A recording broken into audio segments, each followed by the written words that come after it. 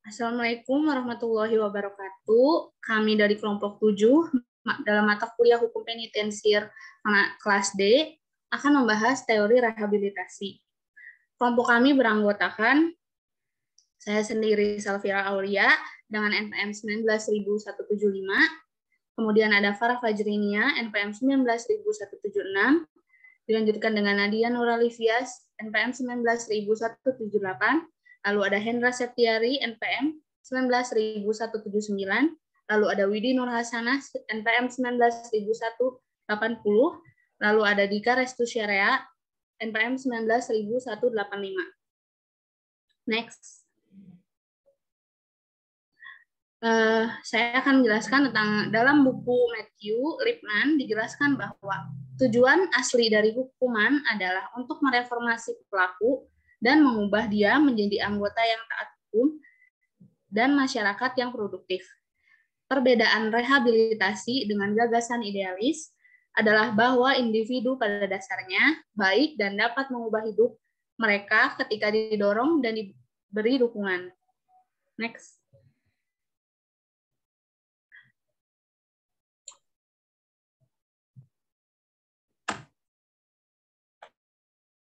Teori rehabilitasi. Teori rehabilitasi juga sering disebut dengan teori reparasi. Teori ini mempunyai asumsi bahwa para penjahat merupakan orang sakit yang memerlukan pengobatan. Next.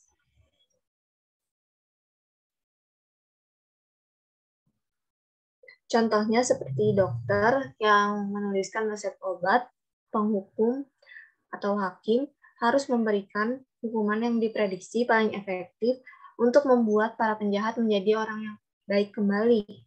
Hukum dijatuhkan harus dengan kondisi penjahat, bukan dengan sifat kejahatan. Hal ini berarti bahwa pemidanaan mengacu kepada individualisasi pidana. Selanjutnya akan dibacakan oleh Nadia. Selanjutnya, teori rehabilitasi memusatkan perhatian kepada rehabilitasi pelaku kejahatan melalui perlakuan yang tepat dan program-program pembinaan yang baik. Next. Tujuannya agar seorang penjahat diharapkan dapat berubah menjadi warga masyarakat yang baik, sehingga upaya untuk mengurangi kejahatan tercapai dan penjahat dapat berintegrasi kembali dengan masyarakat. Teori ini muncul sebagai reaksi terhadap praktek-praktek pemidanaan yang kejam terhadap para terpidana di berbagai negara. Dengan demikian, teori rehabilitasi merupakan antitesis dari teori retributif yang menganggap penjahat patut menerima ganjaran hukuman karena melanggar ketentuan pidana. Selanjutnya akan dilanjutkan oleh Hendra. Baiklah, model rehabilitasi menganjurkan bahwa sanksi seharusnya digunakan untuk mengubah apa yang menyebabkan pelaku melakukan kejahatan. Next. Perubahan ini sebagai hasil dari intervensi yang direncanakan, seperti partisipasi dalam program pembinaan narkoba, dan proses tersebut termasuk dalam melakukan perubahan secara individu, seperti mengubah sikap dan perilaku mereka, atau memodifikasi lingkungan hidup dan kesempatan sosial, seperti membantu mereka mendapatkan pekerjaan. Next. Tujuan dan langkah-langkah dalam teori rehabilitasi. Tujuan dari teori rehabilitasi adalah untuk mencegah kejahatan di masa depan dengan memberikan pelanggaran kemampuan untuk berhasil dalam batas-batas hukum. Baiklah, selanjutnya akan dibacakan oleh Widi. Langkah rehabilitasi. Bagi pelaku kejahatan biasanya mencakup perawatan untuk penderitaan seperti penyakit mental, ketergantungan bahan kimia, dan perilaku kekerasan kronis. Rehabilitasi juga mencakup penggunaan program-program pendidikan yang memberi para pelaku pengetahuan dan keterampilan yang dibutuhkan untuk bersaing di pasar kerja. Selanjutnya,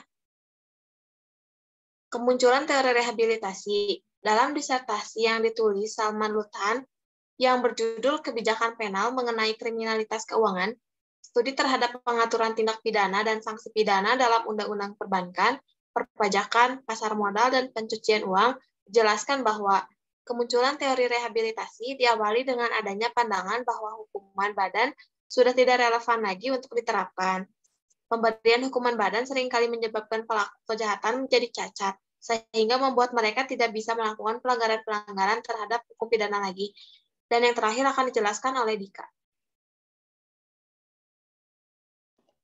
Selanjutnya, saya akan menjelaskan tentang indikator teori pemidanaan rehabilitasi. Yang pertama, bila pelaku kejahatan dianggap sebagai orang yang sakit, fisik atau psikis, yang lebih memerlukan pengobatan daripada hukuman. Yang kedua, tujuan pemidanaan adalah untuk merehabilitasi atau memperbaiki pelaku kejahatan supaya dia kembali menjadi anggota masyarakat yang baik sehingga tidak melakukan kejahatan lagi di masa yang akan datang. Yang ketiga, pemidanaan berlandaskan kepada prinsip bahwa hukuman harus sesuai kondisi terpidana. Penentuan berat ringannya sanksi pidana cenderung kepada prinsip bahwa gradasi hukuman lebih ringan daripada memperoleh hukuman atau penderitaan yang lebih ringan daripada kerugian yang ditimbulkannya kepada orang lain melalui tindak pidana. Yang terakhir ada tentang teori pemidanaan rehabilitasi dalam putusan hakim.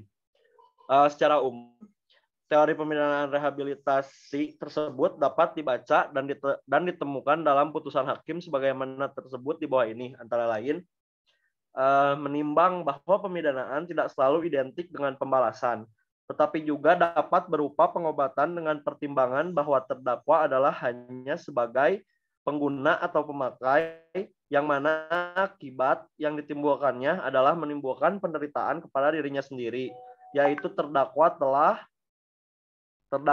menderita sakit ketergantungan obat yang telah dapat dibuktikan dengan surat keterangan dokter pemerintah. Maka majelis berpendapat bahwa pidana berupa tindakan adalah lebih tepat bagi terdakwa, yaitu dengan memerintahkan agar terdakwa dirawat pada rumah sakit ketergantungan obat yang telah disertifikasi oleh pemerintah, dalam hal ini Departemen Kesehatan, sampai ia terdakwa dinyatakan sembuh. Sekian dari kelompok 7 tentang teori rehabilitasi. Sekian, mohon maaf banyak kekurangannya. Wassalamualaikum warahmatullahi wabarakatuh.